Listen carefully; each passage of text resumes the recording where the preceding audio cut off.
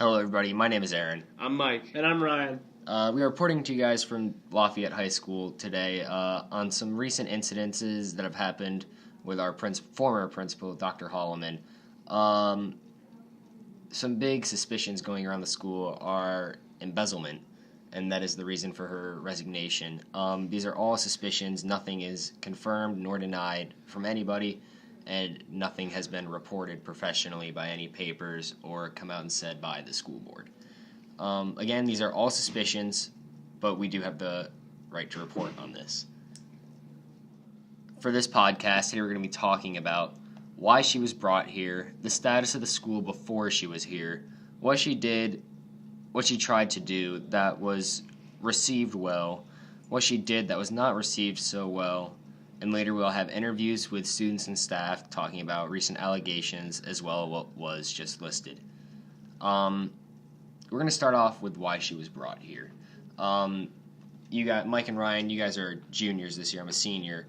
In the previous years, our administration has been much more laissez-faire and very, very hands-off. Definitely. Yes, I have to agree with that. Yes, the student body, or the senior class, I should say, in SGA, kind of had a little more room to work with previous walkouts, to raise money for cancer awareness and all that. We've also had many more pep rallies. More pep rallies, just a little bit more student-based things going around. Yeah, like fundraisers. Yeah, like much more like student-oriented. the basketball tournament. Yeah, much more student-oriented. But she was also brought here because our administration was so hands-off. Yes.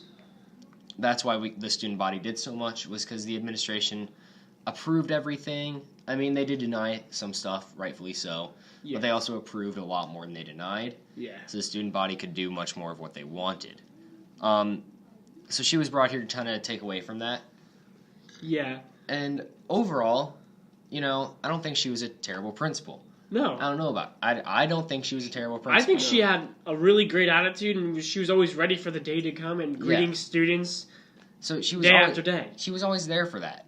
But when the student body, staff, is also used to a laissez-faire type of administration, when you come in and have someone micromanage like they did, people don't receive it so well. Yeah, it caused some problems and some, we'll call it delays, in some of our student fundraisers and pep rallies that usually would be ran by students that have to be now approved more and more just controlled overall. Yes, I'm finding a lot more whenever the student body wants to do something, we all talk to our student body president, which is Amara Haynes this year.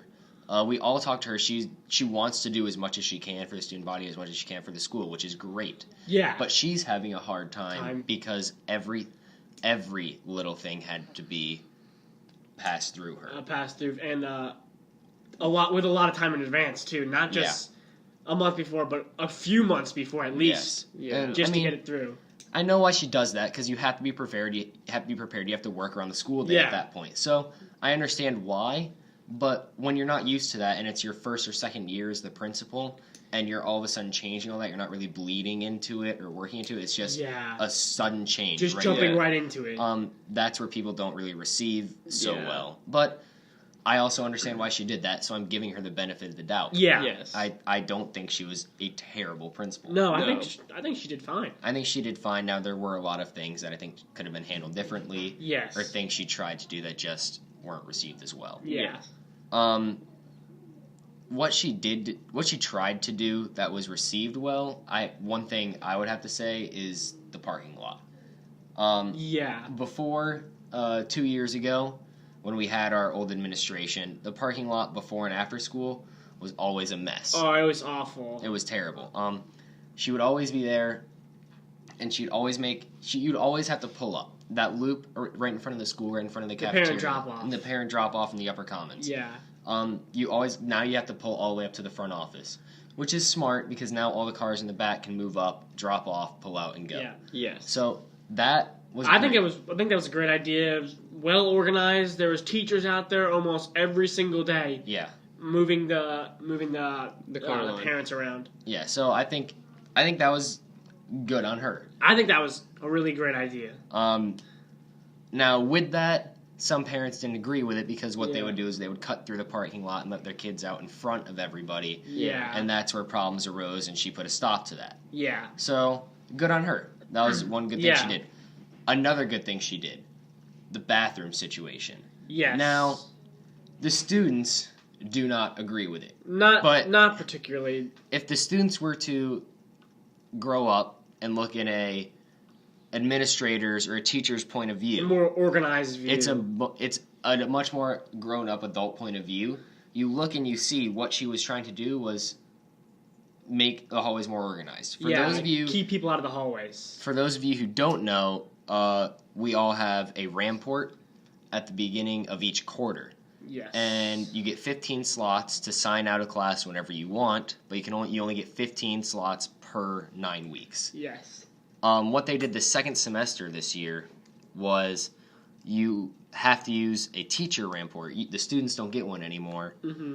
And the teacher gets as many as they need, but you're only supposed to sign out once or twice. Yeah. And the bathrooms are now color-coded to the color of your hallway's ramport. Yes. So the bathrooms are, if your bathroom is the blue one, the blue paper on the front, and you have a blue ramport, if you're caught in a different hallway, like an orange one, or an orange or a green, you are written up for that is the consequence. The consequence is you are written up or suspended. I mean, that's understandable though, because I think it really just cleaned out the halls. Because I mean, we had a lot of immature kids who were just trying to skip class, all the lower class, and stroll around the school when really what they don't realize is how important that will be later in their school, like up when they're in junior and senior year. But like, I think that really helped out with just the overall crowded in the hallways too, especially with the lower commons being where it's at.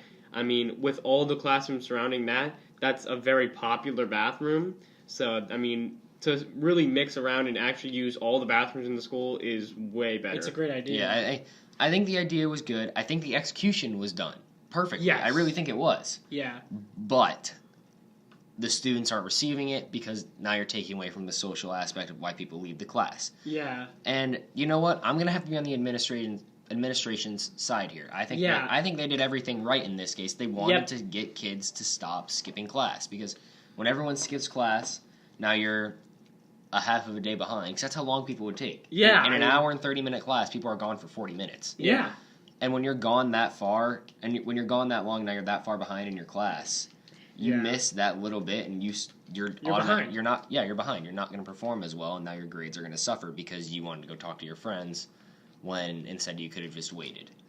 So I think that was done well. Ryan, what do you think she did well? Hall sweeps. I know that was a brand new thing for Lafayette, because kids would always be walking around. I mean, during my lower class years, freshman and sophomore years, every time I would go to the bathroom or something, there would always be kids walking around the hallways. I mean, it's probably the same way for you too, guys. There was always kids walking around, always kids socializing, especially in the lower commons. Yeah. Not much in the upper commons, but always in the lower commons. But with the hall sweeps, they have they're like 15 minutes each, the hall sweeps, I want to say. And they really did clear out the hallways, because if you're caught outside, they send you straight to the office. Yeah, you go to the office or lecture hall, and then they talk to you about something. I think you get a written warning or a verbal warning, something of that nature. And then you're sent back to your class. You're marked unexcused tardy. Yeah, which those add up. Yeah, because now you can work that into senior exemptions. Yeah. Exam exemptions. I mean, you get one unexcused tardy or one unexcused absence, you automatically have to take your exams. Yeah. So that really eliminated the seniors from waiting and getting to class late. Not so much the juniors, sophomores, and freshmen, because they don't get the senior exam exemptions. No, but that we do. Enough of them, and you start to get not report cards. You get written up and stuff like that. Yeah, eventually, you get written up calling home and sending stuff. It just becomes a extremely big deal when you could just go to class like you're supposed to do. It's not. You have 5 minutes to get across the school. Yeah. You can do it. I do it. It's not hard. And I still talk to people. I don't just sit there and talk to no one. I talk to people. I stop You can for talk a second. and walk. You can walk and talk. You can stop for a second and say something. Like, you can get to the class. Yeah. And I think people know that, and they just choose not to. But They when just choose not to. implemented these hall sweeps, I think it really made people realize, oh, I got to get there. Yeah. Yeah, I mean, I agree with the hall sweeps. I mean, the overall objective that she was going for with the hall sweeps, that was great. I mean, I think that was really beneficial, but I also think that it didn't respond well with the students. So I think she probably should have tried to rework a little bit of it, because like a lot of the students disagreed with the hall sweeps, and especially like also added to that the first 10 minutes and last 10 minutes of class not being able to use the restroom and stuff like that.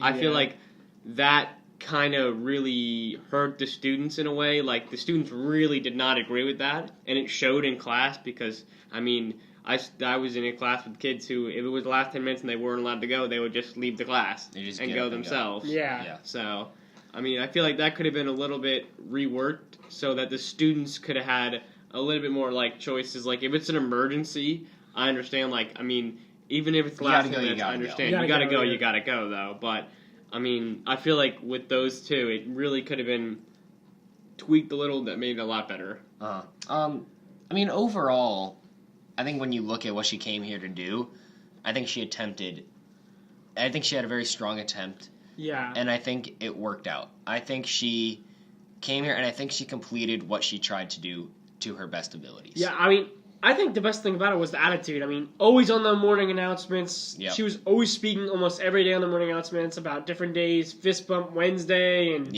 all these, and School Spirit Day, and not day, but School Spirit on Fridays. Ram Pride Fridays. There you go. Yeah. Another thing with the morning announcements was, up until quite recently, I want to say 3 weeks ago, all the morning announcements are always before first block. Yes. And seniors, a majority of seniors don't have a first block. And now that we're towards the middle and end of the year, a lot of those announcements are for seniors to get either prom information, prom, graduation, NHS, and all that. There's a lot that seniors miss out on when they don't have a first block. So her moving it to before second block, I think that was a really good idea. that was great on her. I know Amara had a big piece in that and talked to her about it, and she agreed and did it. And I can already tell you, people are much better off knowing when stuff is. And they're listening more. I mean, I know some people, they're super tired when they get into AEP. They're all strolling in. Most people still aren't even into school yet, and it's going off, and they're not listening. Yeah. But now that the second block, people are awake, and they're actually listening to the morning announcements, so they're getting the information they actually need. I think that those right there, all the things that we just listed right there, I think is what she came here to do, and I think she completed it to her best ability. I think she did fine. I think those were their best things. That's going to conclude part 1 of the Holleman podcast. Continue on to part 2, where we will talk about what she did that was not received so well, and some interviews.